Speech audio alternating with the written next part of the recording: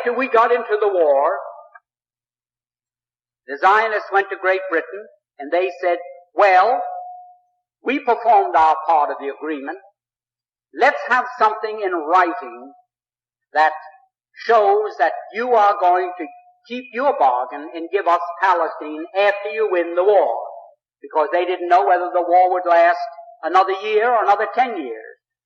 So they started to work out a receipt. The receipt took the form of a letter, and it was worded in very cryptic language so that the world at large wouldn't know what it was all about. And that was called the Balfour Declaration. The Balfour Declaration was merely Great Britain's promise to pay the Zionists what they had agreed upon as a consideration for getting the United States into the war. So this great Balfour Declaration that you hear so much about is just as phony as a $3 bill, and I don't think I can make it more emphatic than that. Now, that is where all the trouble started. The United States was in the war. The United States crushed Germany. We went in there, and it's history, you know what happened. Now, when the war was ended, and the Germans went to Paris, to the Paris Peace Conference in 1919, there were 117 Jews there as a delegation representing the Jews, headed by Bernard Baruch. I was there, I ought to know. Now what happened?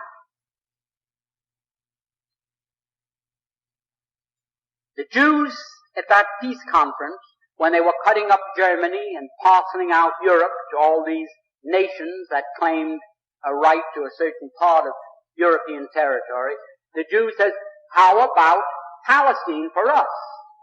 And they produced, for the first time, to the knowledge of Germans, this Balfour Declaration. So the Germans, for the first time, realized, oh, that was the game.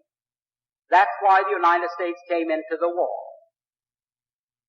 And the Germans, for the first time, realized that they were defeated.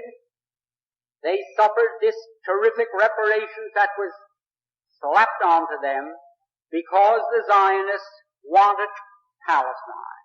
And they were determined to get it at any cost. Now that brings us up to another very interesting point. When the Germans realized this, they naturally resented it. Up to that time, the Jews had never been better off in any country in the world than they had been in Germany. You had Mr. Rathenau there, who was maybe 100 times as important in industry and finance as Bernard Baruch in this country. You had Mr. Ballin, who owned the two big steamship lines, the North German Lloyd and the Hamburg American line, thank you. You had Mr. Bleichschroeder, who was the banker for the Hohenzollern family. You had the Warburgs in Hamburg, who were the big merchant bankers, the biggest in the world. The Jews were doing very well in Germany. No question about that. Now, the Germans felt, well, that was quite a sellout. It was a sellout that I can best compare. Suppose the United States was at war today with the Soviet Union.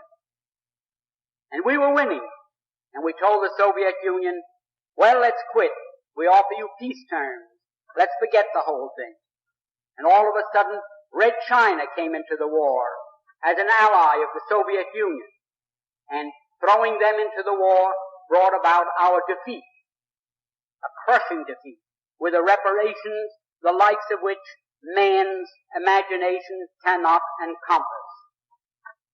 Imagine, then, after that defeat, if we found out that it was the Chinese in this country, our Chinese citizens, who all the time we thought they were loyal citizens working with us, were selling us out to the Soviet Union, and it was through them that Red China was brought into the war against us. How would we feel in the United States against Chinese? I don't think one of them would dare show his face on any street. There wouldn't be lampposts enough convenient to take care of them. Imagine how we would feel. Well, that's how the Germans felt towards these Jews.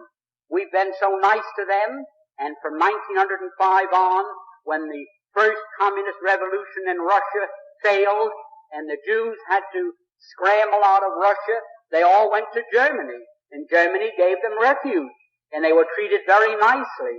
And here, they sold Germany down the river for no reason at all, other than they wanted Palestine as a so-called Jewish commonwealth. Now, Nahum, Sokolow, all the great leaders, the big names that you read about in connection with Zionism today, they, in 1919, 1920, 21, 22, and 23, they wrote in all their papers, and the press was filled with their statements, that the feeling against the Jews in Germany is due to the fact that they realized that this great defeat was brought about by our intercession and bringing the United States into the war against them. The Jews themselves admitted that. It wasn't that the Germans in 1919 discovered that a glass of Jewish blood tasted better than Coca-Cola or Münchner beer.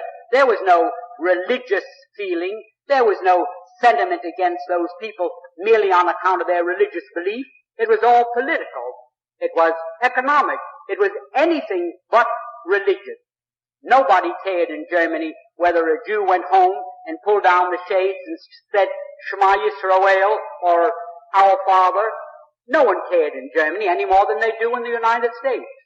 Now, this feeling that developed later in Germany was due to one thing, that the Germans held the Jews responsible for their crushing defeat for no reason at all, because World War I was started against Germany for no reason for which they were responsible.